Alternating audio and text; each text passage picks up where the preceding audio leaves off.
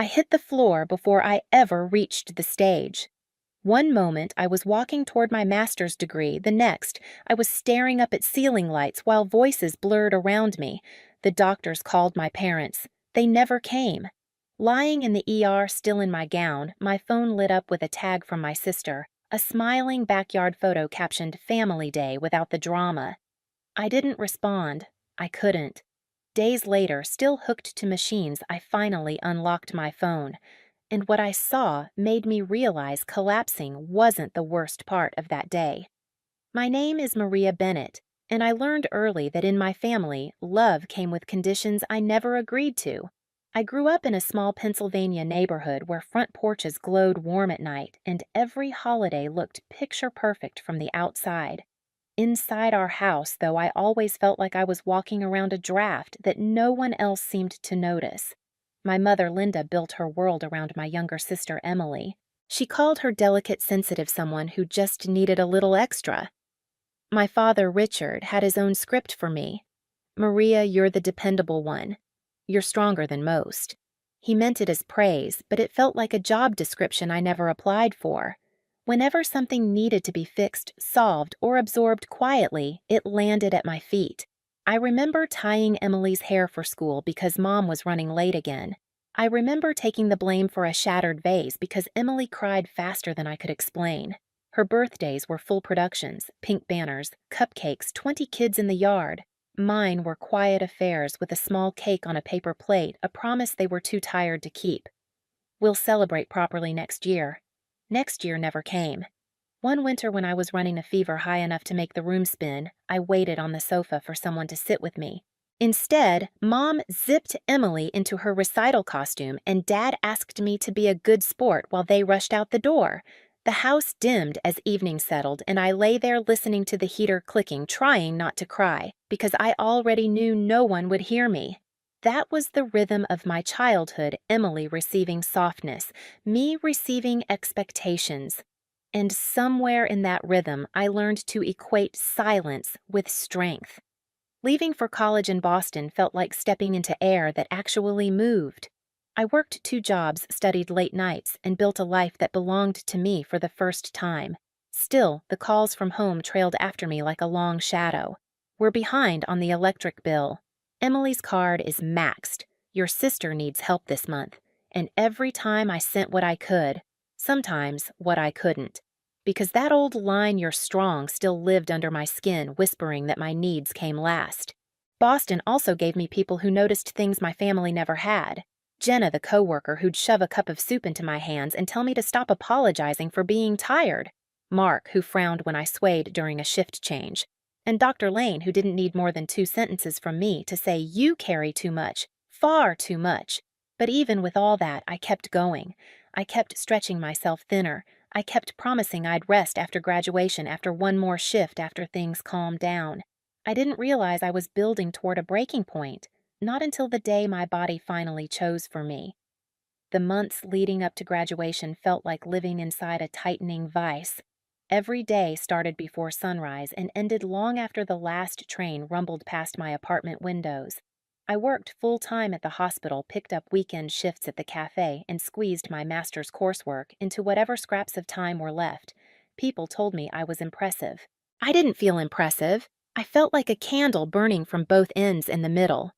The trouble at home didn't slow down to match my pace. It sped up. Mom called first. "We're short on the water bill this month. Your dad's hours got cut." A few days later, my phone buzzed again. "Emily, I messed up Maria. My rent's late. Can you cover it just this once?" It was never once. Then came a car repair, a payment, a maxed-out card, another emergency. Always urgent, always landing on my shoulders. Some nights I held my phone and stared at the total in my bank account, feeling the math crush me, but I always hit transfer. That same old guilt, "You're strong, Maria," kept my finger from ever saying no. My body tried to warn me something was wrong. Little warnings at first. A shake in my hands while charting patient notes. A wave of dizziness when I stood too fast. A pressure in my chest after a 12-hour shift. I blamed coffee. I blamed stress. I blamed anything but the truth I was running on fumes. Jenna noticed before I did. "Maria, you okay? You look pale." "I'm just tired," I said. It wasn't a lie. It just wasn't the whole truth. One evening, after a brutal double shift, I collapsed into the break room chair and checked my phone.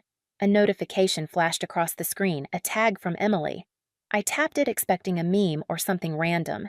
Instead, it was a photo of my entire family gathered around a grill in our backyard. Plates of food, laughing faces, sunlight warm on everyone's skin. The caption read, "Family Day without the drama." I felt something inside me dip like a floorboard giving way. Not anger, not yet, just a cold, hollow ache. I didn't comment. I didn't ask why she tagged me. I just turned off my screen and pressed my thumb into the edge of the table until it hurt. Later that night, while walking home, the world tilted. The sidewalk swayed under my feet. I grabbed a railing and waited for the dizziness to pass.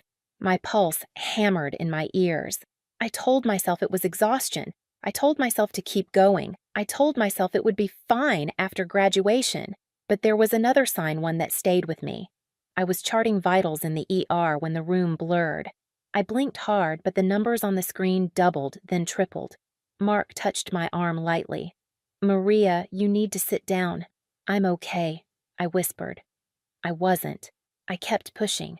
I kept ignoring the signals. I kept promising myself just one more week, one more shift, one more assignment, one more emergency bill. I didn't know it then, but I was counting down to the moment everything inside me would finally snap. The morning of my graduation felt unreal, like I was moving through a world made of glass. Boston was bright and sharp that day, sunlight bouncing off campus buildings, banners fluttering in the wind, families crowding the lawn with balloons and flowers. Everyone looked alive, excited, whole. I told myself I was fine. I smiled when classmates waved. I adjusted my gown, even though my hands trembled. My heart beat too fast, too hard, like it was trying to warn me of something I refused to hear. I checked my phone for any message from home. Nothing. When the ceremony started, the dean's voice echoed across the field. Graduates rose row by row, walking toward the stage as applause rolled like a wave. I kept scanning the bleachers left, right top row, bottom row, searching for my family. There were empty seats, but not for me. Mine were never intended to be filled. Then suddenly, a vibration in my pocket. A text from Mom. "Traffic is bad. We'll get there soon." Another one. Seconds later, "Go ahead, we'll catch up." I tucked my phone away, pretending it didn't sting. "Maria Bennett." My name floated through the speakers. I stood. My knees wobbled. The stage lights blurred. I forced my feet forward, one step, two, until the world tilted hard to the side. A roar filled my ears. The grass, the chairs, the faces, they all swirled. I collapsed before I reached the first stair. Gasps erupted. Footsteps rushed toward me. Someone shouted for help. A coldness crawled across my fingers as sensation slipped away. Then nothing. When I woke, antiseptic filled my lungs. Machines beeped in slow, steady rhythms. A warm blanket lay across my legs and an IV needle tugged at my arm. The ER ceiling came into focus as voices murmured around me. Dr. Whitman leaned close. "Maria, you fainted from severe exhaustion. Stress, dehydration, heart strain, you've pushed your body too far. You're lucky you didn't collapse somewhere alone." His words didn't frighten me. They confirmed something I'd tried to outrun. "Did my parents—" "Come," I whispered. He hesitated just long enough to tell me everything. We called them several times, left messages. No one arrived. Silence swallowed the room. Not the painful kind, the revealing kind. Hours later, when my hands finally stopped shaking, I reached for my phone. There it was, a new notification. Emily had tagged me in a photo. My breath caught as I opened it. My family stood around the grill in our backyard, laughing, holding plates stacked with food, Emily in the center smiling wide. The caption, "Family Day without the drama." I stared at it until my chest tightened again, not from condition, but from clarity. They didn't miss my ceremony. They didn't get stuck in traffic. They chose not to come.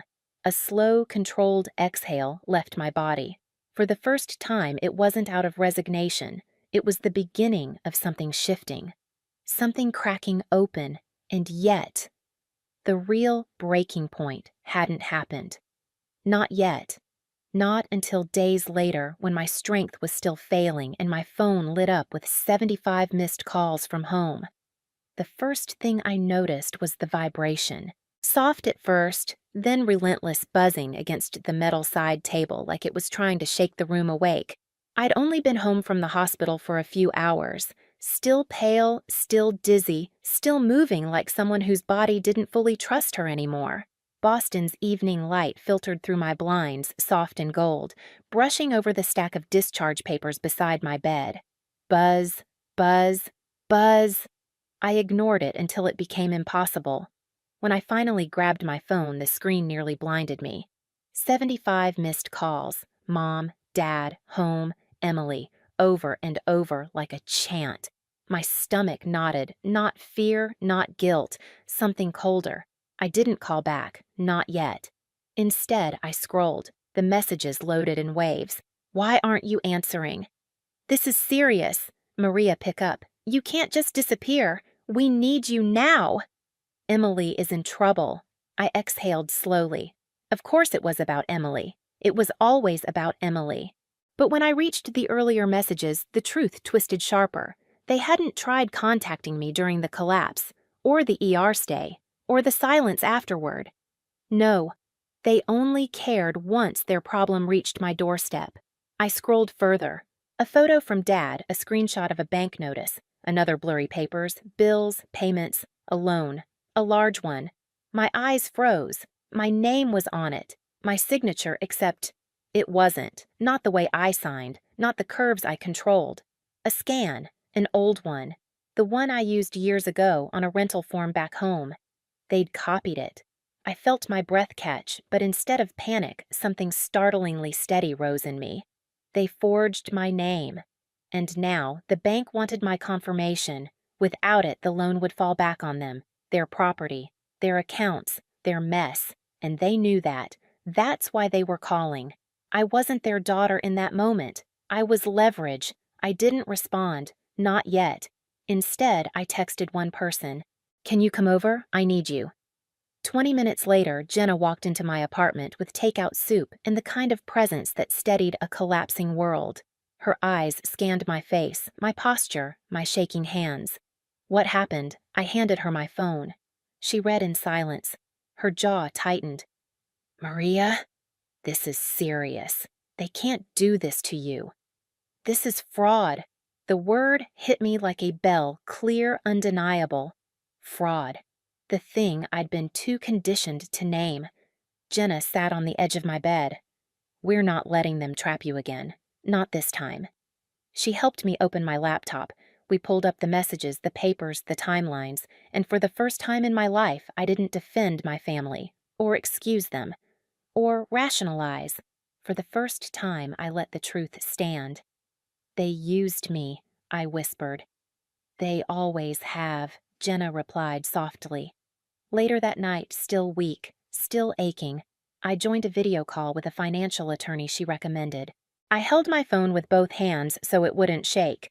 When he saw the documents, he sighed heavily. This is unauthorized use of your information. You don't owe them a single dollar. What they did is illegal. Illegal. There it was, cold and blunt. I felt something in my chest loosen, like a fist finally opening. The attorney walked me through my options, steps, protections, boundaries I didn't know I was allowed to have. Then he said, if they contact you again, tell them you're aware of the forgery and will not participate. The words terrified me and freed me. When the call ended, I sat there surrounded by silence and new air. Jenna squeezed my hand. You're not alone. For the first time, I believed it. The next morning, the sun barely risen, my phone rang again. My parents' number. Jenna nodded at me. Speaker, I answered. Mom's voice exploded through the phone. Maria, finally. Do you have any idea how stressed we've been? Why didn't you answer? I leaned back on the couch, steadying my breath. I was in the hospital, I said calmly. A beat. Silence. Then Mom cleared her throat. Well, yes, but Emily is in a crisis and we need you to focus. There it was. The truth uncloaked. Dad's voice boomed next. You need to call the bank. Today. They won't talk to us without you. Your sister's future is on the line. I didn't flinch. Dad, you used my signature without my permission. A long, suffocating pause. Mom jumped in. We only did it because you're responsible. You can handle it better than Emily. Stop being dramatic. Jenna's eyes widened at that word. Dramatic. The same word Emily used in her photo caption while I lay in the ER. I swallowed, but my voice stayed level. I'm not signing anything, Dad snapped. Excuse me, I'm not signing, I repeated. I'm not covering the loan. I'm not fixing this. You have to, Mom shrieked. We could lose everything. Maria, think about your family. I closed my eyes. I did, my whole life. Dad's tone hardened, sharp as metal. If you don't help, we're finished. Jenna leaned toward me, whispering, Say it, and I did. I spoke to an attorney. What you did is illegal. If you continue contacting me about this loan, I'll take legal action. The silence that followed felt bottomless. Then Dad growled, You're threatening us. I'm protecting myself. Mom's voice cracked, shifting from anger to pleading. We need you. Please. A year ago, that would have broken me. Now it only revealed the truth. They didn't need me. They needed what I provided. I drew a breath. I'm done being the solution to problems I didn't create. I'm done being your safety net. I'm done being the strong one so Emily never has to grow up. Maria, Mom, choked out. No, I said, not anymore. Then I hit the red button. The call ended. Clean, final. Jenna let out a shaky exhale. You did it. My hands trembled, but not from fear, from release. That afternoon, I spent hours removing myself from every account, every automatic payment, every shared bill. I called companies, closed access, reset passwords, documented everything. Each step felt like cutting a new thread that had tied me to a life built on obligation. By sunset, for the first time in 27 years, I was free. I stood by my window, the city glowing under the purple sky, and whispered a truth that tasted like oxygen. I'm not their answer anymore. And as the last light slipped behind the skyline, I knew part 6 of my story wasn't just about consequences waiting for them. It was the beginning of consequences finally ending for me. Recovery didn't arrive like a miracle. It came in small, steady breaths. I kept going to therapy. I slept more than I had in years. I learned how to say no without my heart racing. My body slowly forgave me for everything I'd forced it to carry. News about my family reached me through distant neighbors. The loan defaulted. The bank stepped in, and Emily had to face the legal consequences herself. For once, I wasn't the cleanup crew. Meanwhile, my life in Boston shifted into something gentler. I moved into a small studio drenched in morning light. I took a new clinical job that valued boundaries. Jenna became my emergency contact, my real family, in every way that mattered. One evening, walking home past blooming trees, I realized my chest felt light. I wasn't waiting for another crisis. I was finally living my own life. I sometimes think back to that day on the graduation stage, the moment my body made the decision my heart was too afraid to choose. It forced me to stop to see the truth, to walk away. And now, standing in my own life, surrounded by people who show up without being asked, I understand something clearly. Choosing yourself isn't selfish, it's survival. If this story touched something in you, share your thoughts in the comments. And if you've ever rebuilt your life from the ground up, you're not alone. Hit subscribe so you don't miss the next story.